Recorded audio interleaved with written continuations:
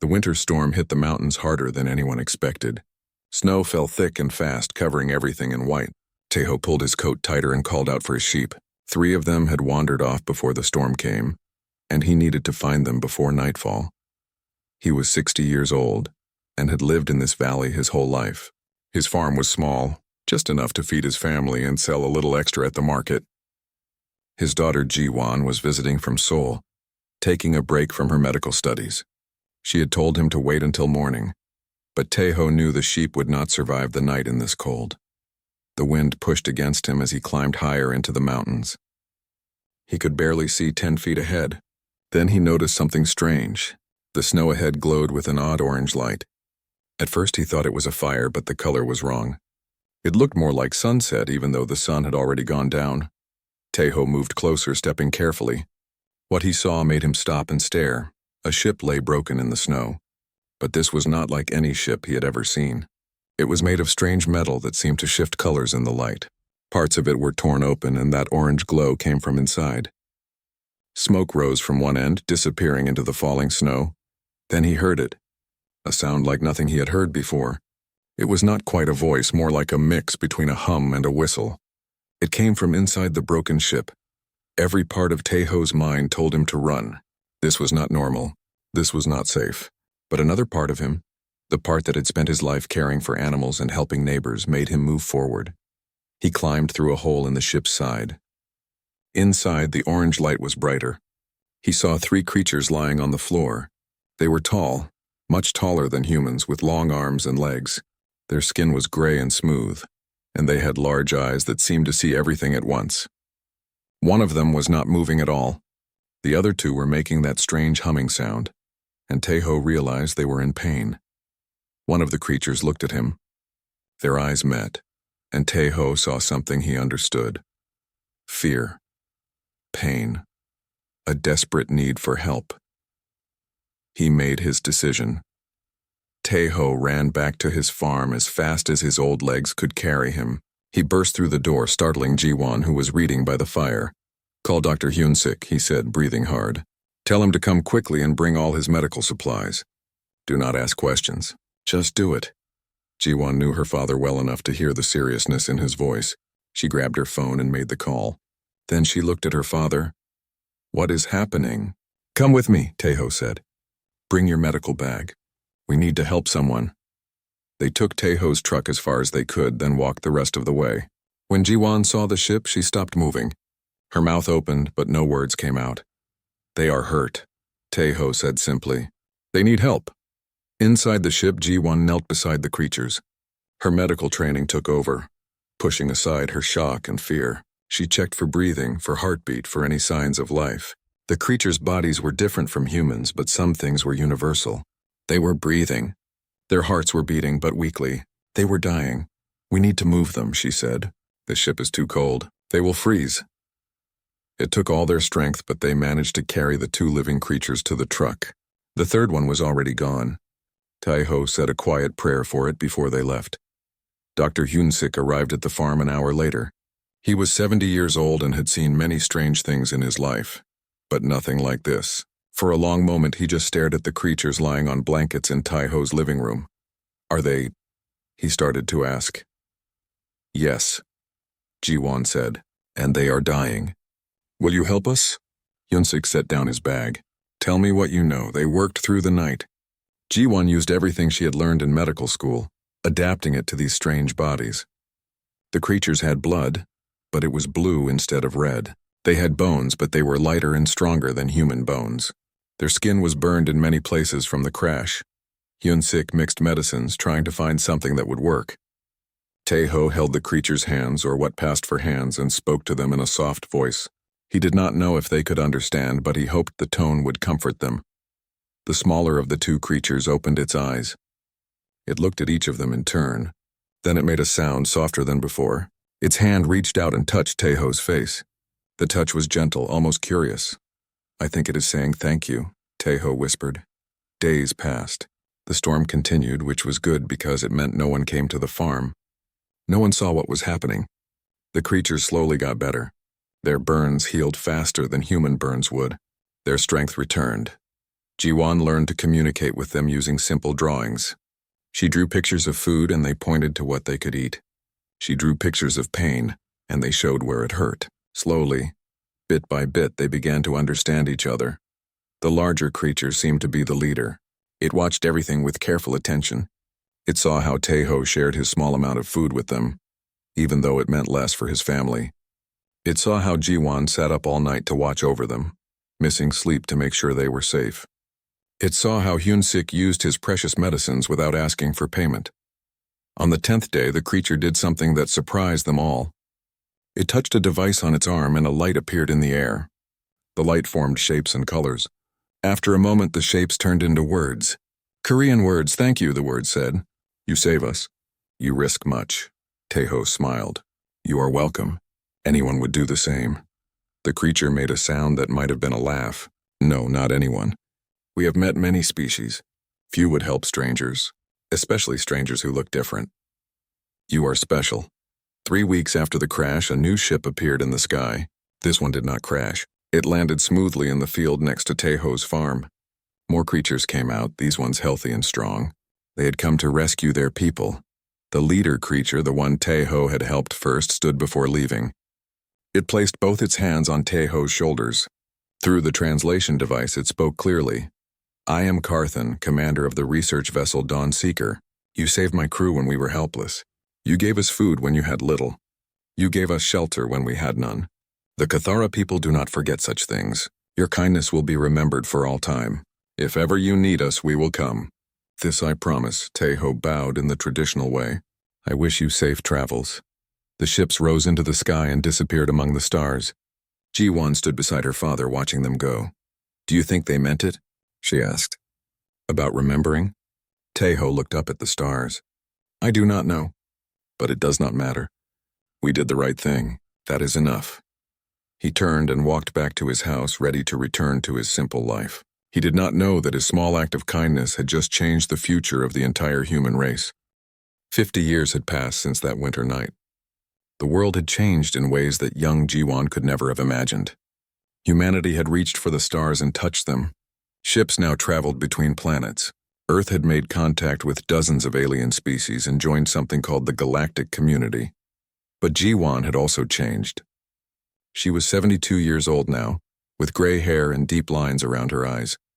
Her father Taeho had died peacefully 10 years ago, still on his small farm, still surrounded by his sheep. She missed him every day.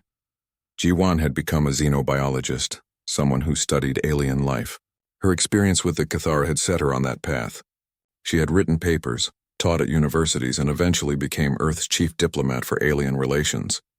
She spoke for humanity to the stars. But speaking for humanity had become very difficult lately. Earth was in trouble. A massive asteroid, bigger than a city, was heading straight toward the planet. Scientists said it would hit in 6 months. When it hit, it would kill billions of people and destroy most life on Earth. It would be the end of everything. Humanity had tried to stop it. They sent ships with explosives. They tried to push it off course with rockets. Nothing worked. The asteroid was too big, moving too fast. Earth's technology was just not good enough. So Jiwan did what diplomats do. She asked for help. She traveled to the Uranus system where the Vex Council met. The Vex were an old species, very advanced. They had the technology to stop the asteroid easily. Jiwan stood in their great hall, a massive room made of crystal that showed the stars all around. 7 Vex leaders sat in floating chairs looking down at her. They looked almost human except their skin was blue and they had 4 arms instead of 2. "Please," Jiwan said, trying to keep her voice steady. "We are asking for help. Just move the asteroid. We do not have the technology, but you do. Please help us save our world." The lead Vex spoke in a voice that sounded like wind through metal. "Why should we? Your species joined the galactic community only 30 years ago. You are young. You have nothing to offer us in trade. Moving an asteroid requires energy and resources. We gain nothing from this. You gain the knowledge that you saved billions of lives," Jiwan said. "Lives we do not know. Lives that mean nothing to us." The Vex leader waved one of its hands. "This is not personal, Ambassador Jiwan. This is simply reality. Every species must solve its own problems. If you cannot save yourselves, then perhaps you were not meant to survive." Jiwan felt cold inside. She had heard this same answer from 4 other species already. The galactic community, it turned out, was not a community at all. It was just a group of species who traded with each other. No one helped anyone unless there was profit in it. She returned to Earth with empty hands and a heavy heart.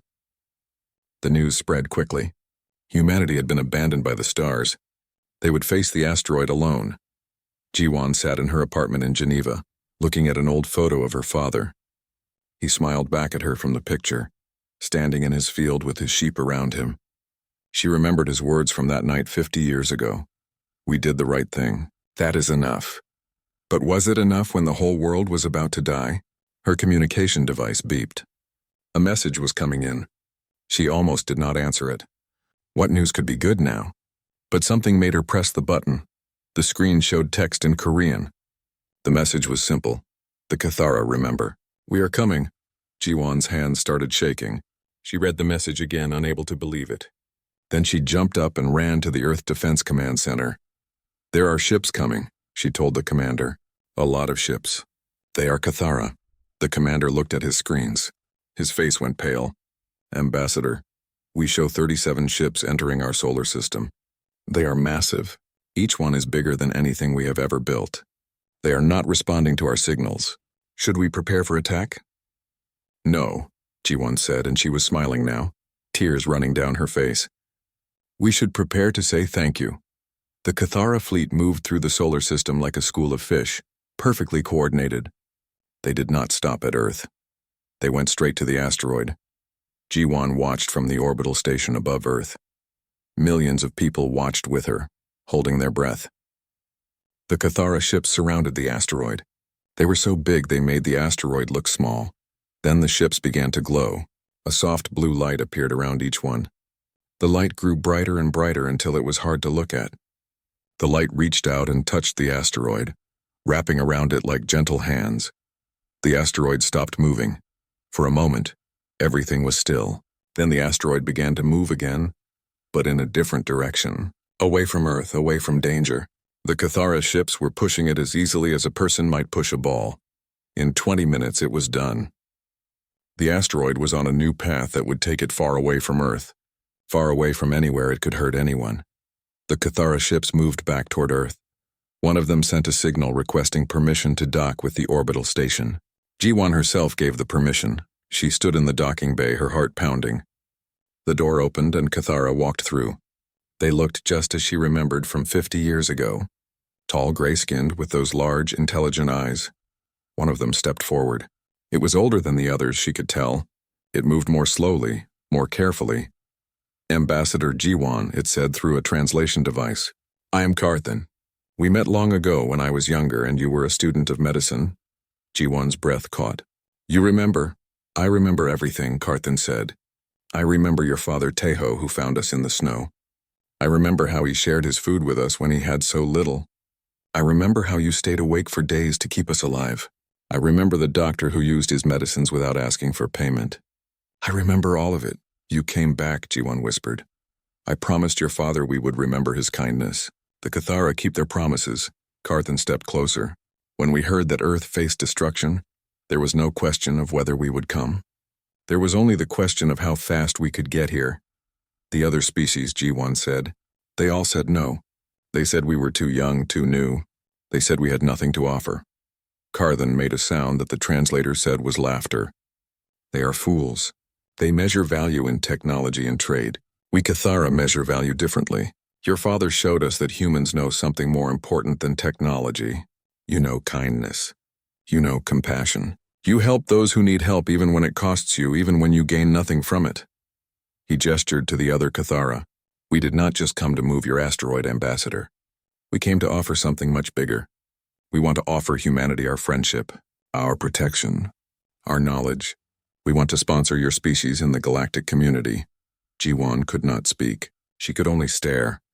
One old farmer on a mountain saved 3 Cathara lives, Karthan said. Now we will save billions of human lives, and we will make sure the galaxy knows what kind of species humanity truly is. Is this acceptable? Jiwon thought of her father. She thought of that snowy night and his simple words. She thought of how one small act of kindness had rippled forward through 50 years and was now saving the world.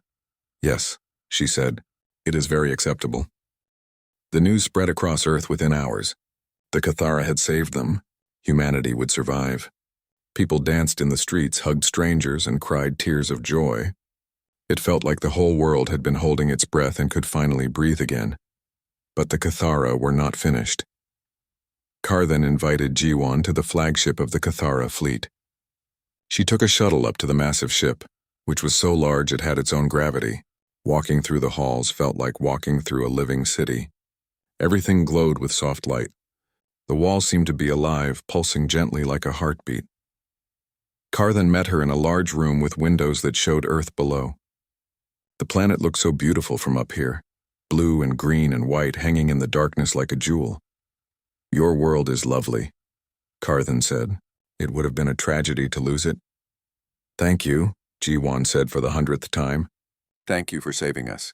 We can never repay this debt." "There is no debt," Kar then said firmly. "Your father saved us first. We are simply returning the favor. But—" He paused, and something in his expression made Jiwon pay closer attention. "We would like to do more if you will allow it." He touched a control on the wall, and images appeared in the air between them. They showed Earth's defense systems, the satellites and ships that protected the planet.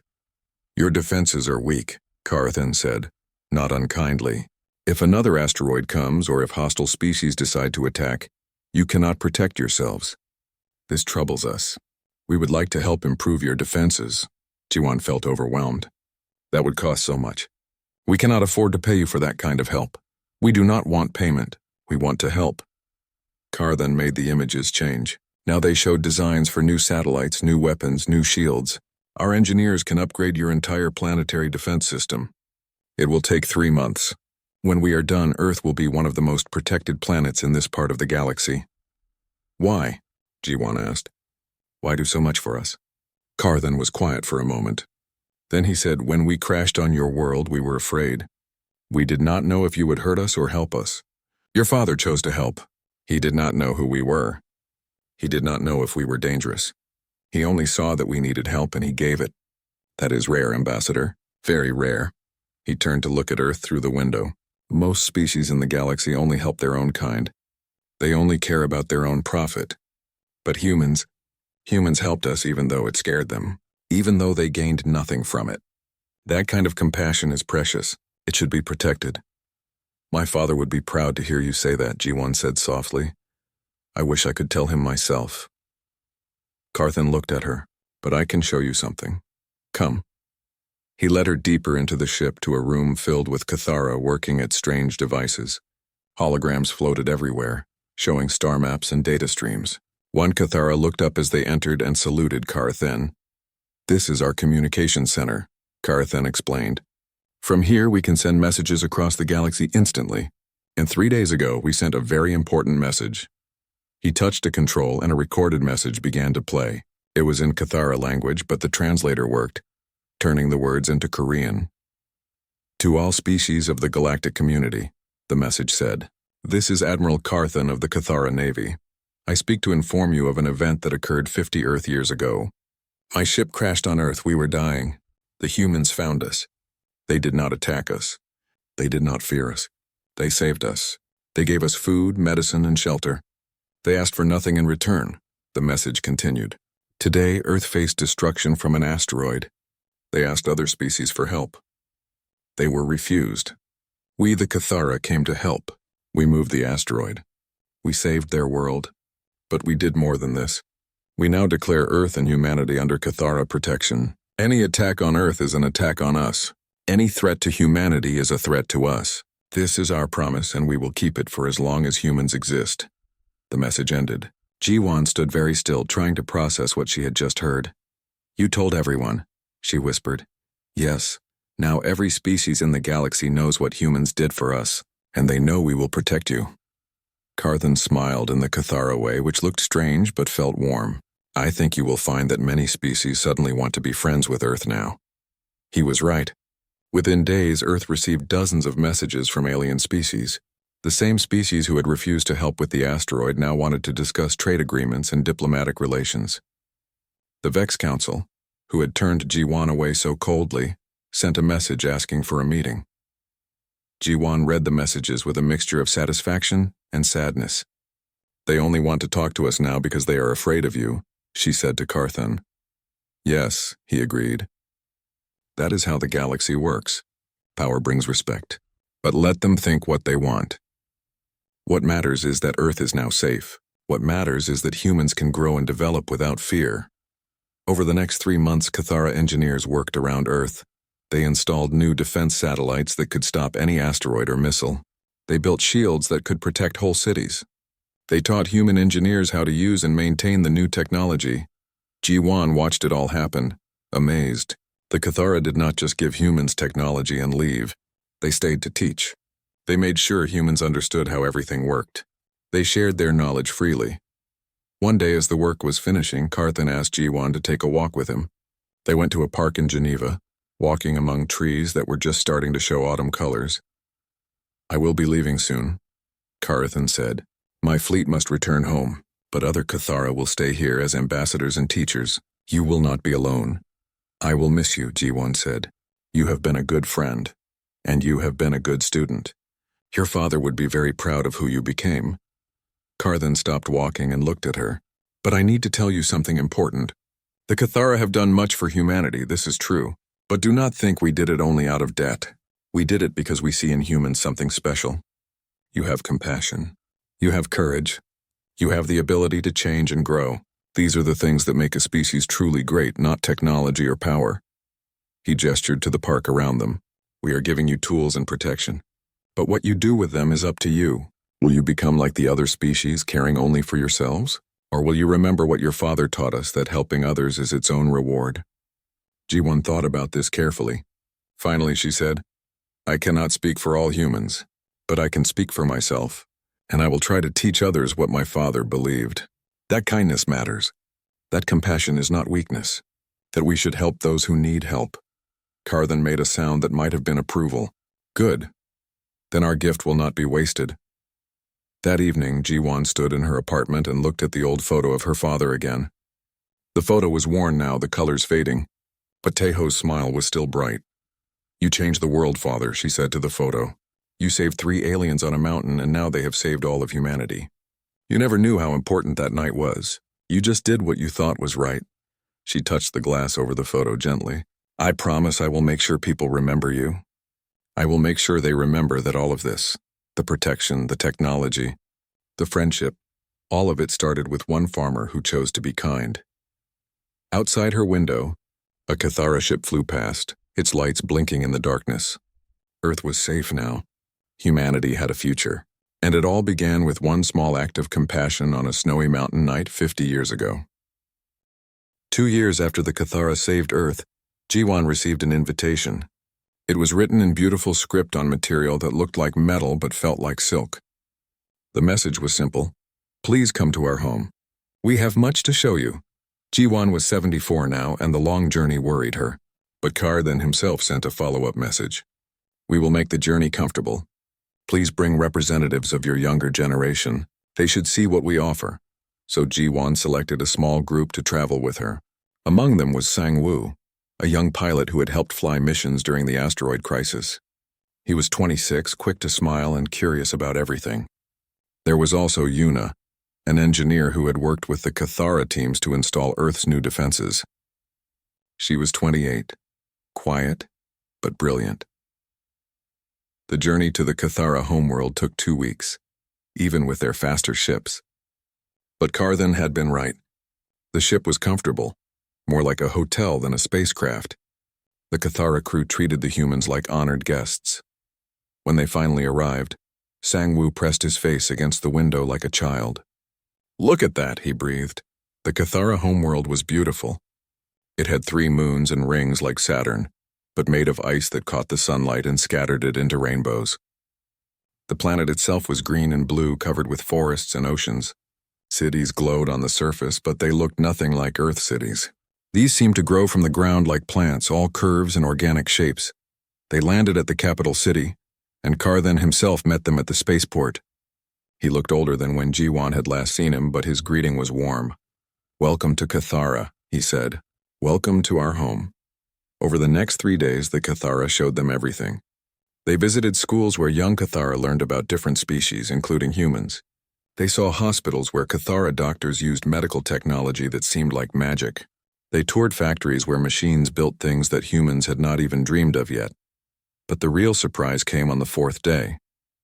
Carthan led them to a massive building in the center of the city. It looked like a pyramid made of crystal, reaching high into the sky. Inside was a great hall filled with Cathara, thousands of them all waiting. "What is this?" G1 asked nervously. "This is the Hall of Decisions," Carthan said, "where we make our most important choices as a people. Today we make a choice about humanity." He led them to the center of the hall where a raised platform stood. The Cathara grew quiet as Carthan began to speak. 52 years ago, humans saved Cathara lives. 2 years ago, we returned that favor. But today we offer something more.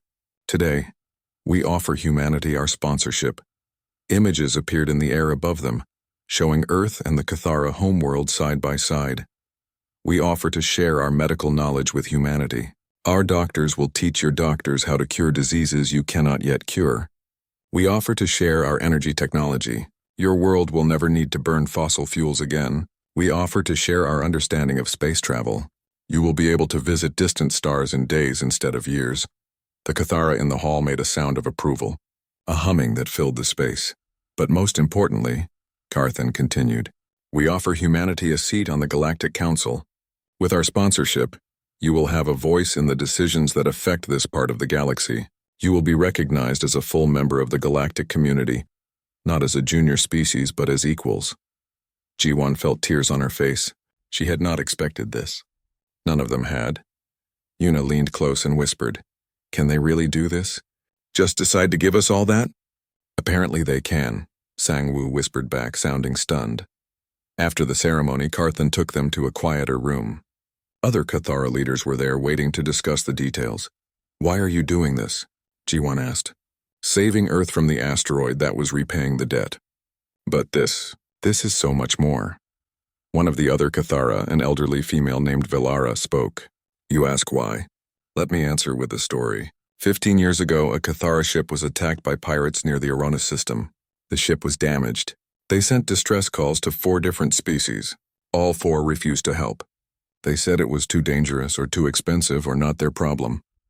Velara's large eyes looked sad. "The ship was destroyed. 20 Cathara died. They died because no one would take the risk to help them. And I ask you, Ambassador G1, what did your father do when he found us? When we were strangers? When helping us was dangerous and cost him resources? He helped anyway," G1 said softly. "Yes, without hesitation, without asking for payment, without considering the risk to himself." Velara leaned forward. "The galaxy is full of species who only care about themselves. But humans are different. You have something that most species lost long ago. You have empathy. You have compassion. These are not weaknesses. These are the qualities that make civilizations truly great." Carthan nodded. "We are not giving you these gifts out of charity. We are investing in the kind of species we believe the galaxy needs more of, and we are hoping that you will remember your values as you grow stronger." Over the following weeks, the Cathara explained everything. Human doctors would come to study at Cathara medical facilities. Human engineers would learn how to build fusion reactors that produced clean, endless energy. Human scientists would receive access to Cathara databases, containing knowledge gathered over thousands of years. Yuna was selected as one of the first engineers to enter the exchange program. She would stay on the Cathara homeworld for 2 years, learning everything she could. Sang-Woo was chosen for pilot training, to learn how to fly the faster ships. "This is incredible," Sang-Woo said to G1 on their last night on the Cathara homeworld. "My life is going to completely change. All our lives are going to change." "Yes," G1 agreed. "But we must not forget why this is happening. We must not let it make us arrogant." "You sound like my grandmother," Sang-Woo teased gently. Then his expression became serious. "But I understand what you mean. The Cathara are giving us these gifts because they believe we are good people. We need to prove them right." The next morning, Carthan had one more surprise for G1. He took her to a quiet garden at the edge of the city. In the center of the garden stood a statue carved from white stone. The statue showed a human man, old and weathered, reaching down to help a Cathara who had fallen. The man's face was kind and gentle. "Is that—" G1 could not finish the question. "Your father," Carthan said. We had it made from the photographs you shared with us years ago. This statue will stand here forever, Ambassador. Every Cathara child will learn his name. They will learn that Teho, a simple farmer from Earth, saved Cathara lives when he had every reason to fear us. They will learn that one small act of kindness changed the relationship between our two species. Ji-won stood in front of the statue, looking up at her father's face. The sculptor had captured him perfectly. The gentle smile, the strong hands, the simple dignity. He would not have wanted this, she said, but she was smiling through her tears. He would have said he was just doing what anyone should do. Yes, Carthan said. That is exactly why he deserves this honor. He did not help us for reward or recognition. He helped us because it was right. That is the definition of true heroism. At the base of the statue, words were carved in both Cathara script and Korean. Ji-won read them aloud. Teho of Earth, farmer, father, hero, he saw strangers in need and made them friends. He had little but gave much. He asked for nothing and gave everything. May all beings, human and Cathara alike, learn from his example. Ji-won placed her hand on the stone, feeling the warmth from the sun on its surface. Thank you, Father, she whispered. Thank you for teaching me that kindness matters. You saved 3 Cathara on a mountain, and now they are saving all of us. You never knew how far your compassion would reach. But I know, and I will make sure humanity never forgets. When Ji-won returned to Earth, she carried with her the memory of that statue and the weight of responsibility. The Cathara had given humanity so much. Now it was up to humans to prove they deserved it. 30 years had passed since the Cathara offered their sponsorship to humanity. Earth had transformed in ways that still amazed people who remembered the old days. Cities now ran on clean fusion energy that never ran out. Diseases that once killed millions were cured with treatments learned from Cathara medicine.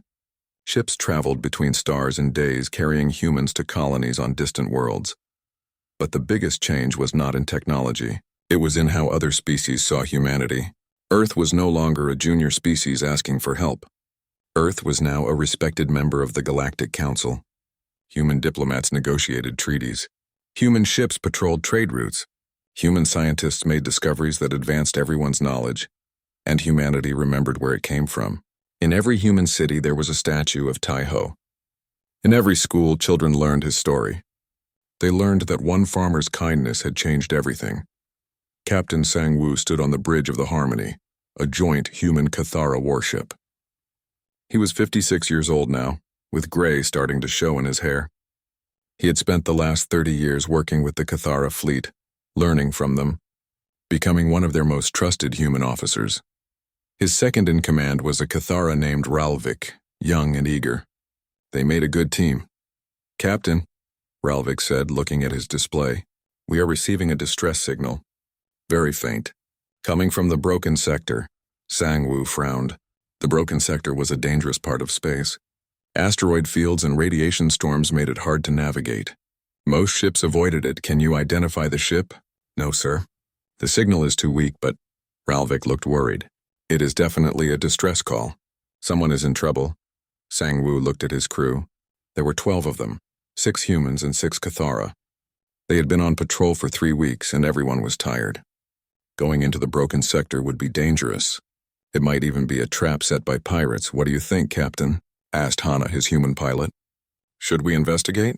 It would have been easy to call it in and let someone else handle it. They were not required to respond to every distress call, especially in dangerous sectors. Other ships were closer, probably. They could just keep going on their patrol route. But Sang-woo thought about his grandmother Ji-won, who had passed away 5 years ago at the age of 99. He thought about the stories she told him about his great-grandfather Teho. He thought about the statue on the Cathara homeworld, showing an old farmer helping a stranger. We investigate, he said. Plot a course into the broken sector. Be careful. The Harmony moved carefully through the asteroid field. The ship's shields deflected smaller rocks, but Hana had to manually steer around the larger ones. Everyone was tense, watching the sensors. There, Ralvik said suddenly. I see them. On the screen appeared a small ship, maybe half the size of the Harmony. It was badly damaged, drifting between asteroids. Parts of it were torn open to space. It was a miracle it was still holding together at all. I am picking up life signs, said Mira, the human medical officer. 3 individuals, very weak. Their life support is failing. Unknown species, Ralvik added. Not in our database. This might be first contact. Move us closer, Sang-woo ordered. Prepare the rescue team. We need to get them out of there before their ship breaks apart completely. The rescue was difficult. The damaged ship was unstable and the asteroid field made maneuvering dangerous. But the crew of the Harmony worked together perfectly, humans and Cathara side by side. They managed to cut through the wreckage and pull out 3 alien beings. The aliens were small, maybe 4 feet tall, with 4 arms and skin that looked like tree bark. They were unconscious and badly hurt.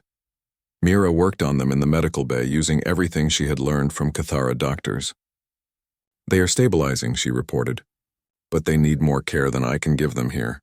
We should get them to a proper medical facility. Set course for Starbase 7, Sang-woo ordered. Best speed. It took 2 days to reach the starbase. During that time, one of the aliens woke up. Through the ship's translator, they learned that the species was called the Velnari. The alien's name was Kelva, and he was terrified. Please, Kelva said in a weak voice. Do not hurt us. We are explorers. Our ship failed. We sent distress calls. No one came. We thought we would die. You are safe now, Sang-woo told him gently. We are helping you. You will not be hurt. Kelva looked around at the humans and Cathara with wonder. You came for us, but you do not know us. We have nothing to trade. We are nobody. Why would you risk yourselves? Sang-woo smiled. It was the same question that Cathara had once asked his great-grandfather. Because you needed help. That is reason enough. At Starbase 7, the Velnari received proper medical treatment. They would live. Their ship was too damaged to repair, but the Starbase commander arranged transport back to their homeworld. Before they left, Kelva asked to speak with Sang-woo privately. I do not understand your people, the Velnari said. In the time we waited for rescue, we detected 7 ships passing through nearby space. None of them came to help. They all ignored our distress signal. But you came. You risked your ship and crew for strangers. Why? Sang-woo thought about how to explain. Finally, he said, let me tell you a story. 80 years ago, a Cathara ship crashed on Earth. A human farmer found them. He could have run away. He could have called for soldiers to capture them. But instead, he helped them. He saved their lives. That one act of kindness changed everything for my people. He gestured to the starbase outside the window. The Cathara never forgot what that farmer did. When Earth needed help, they came. They gave us technology, knowledge, protection. They lifted us up from a struggling species to what we are now. All because one old man chose to be kind to strangers. Kelva listened carefully. And now you do the same for others? We try to, Sang-woo said. We learned that helping others is not a weakness. It is a strength. It makes connections between species. It builds trust. And sometimes one small act of kindness can change the entire future. I will tell my people this story, Kelva said. The Velnari will remember that humans and Cathara saved us when no one else would. Good, Sang-woo said. And if someday you find someone else who needs help, I hope you will remember this lesson. Pass the kindness forward. 2 years later, the Velnari officially joined the galactic community.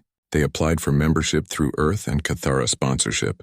In their application, they told the story of how Sang-woo and his crew had saved them. The Galactic Council approved their membership. During the ceremony, Kelva, now representing his entire species, spoke to the gathered representatives. The Velnari learned something important from humans and Cathara, he said. We learned that true civilization is not measured by weapons or technology.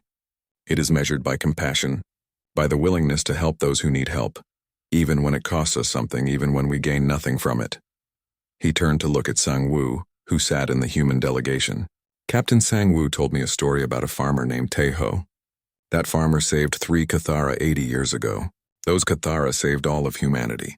Humanity saved the Velnari, and now the Velnari promised to carry this lesson forward. We will help others as we were helped. This is the legacy of Taeho, a simple farmer who changed the galaxy by choosing kindness over fear. The entire council chamber erupted in approval. Even species who had once looked down on humans now respected them. Earth had become a model for how species should treat each other. That night, Sang-woo video called his family back on Earth. His daughter answered, holding her newborn son. Did you watch the ceremony? He asked. Yes, she said, smiling. You did great-great-grandfather Taeho proud. We all did. Sang-woo looked at his grandson, who yawned and waved tiny fists in the air. "What will you name him?" "We decided to name him Teho," his daughter said. "So the name continues. So we never forget where we came from." Sang-woo felt tears in his eyes. Your great-great-grandmother Ji-won would have loved that. Later, Sang-woo stood alone in his quarters looking out at the stars. Somewhere out there on the Cathara homeworld, a statue of Taiho still stood in a garden. Somewhere out there, the Velnari were building their own memorial to the humans and Cathara who saved them. The galaxy was changing. Species were learning that cooperation was better than competition, that helping others made everyone stronger, that kindness was not weakness, and it all started with one farmer on a cold mountain who saw strangers in trouble and decided to help them. Sang-woo smiled. He thought about all the changes he had seen in his life. Earth had gone from a struggling planet to a galactic power. Humans had gone from being ignored to being respected, all because one old man had made the right choice on a snowy night 80 years ago. "Thank you, great-great-grandfather," Sang-woo whispered to the stars. "Thank you for teaching us that kindness matters." "That compassion is strength. That one small act can change everything." The stars seemed to shine a little brighter as if in answer, and somewhere in the galaxy, another species received help from humans. And another. And another. The ripples of kindness spreading outward, touching more lives, changing more futures. All because one farmer chose to see strangers not as threats but as people who needed help. That was the true gift. Not technology, not protection,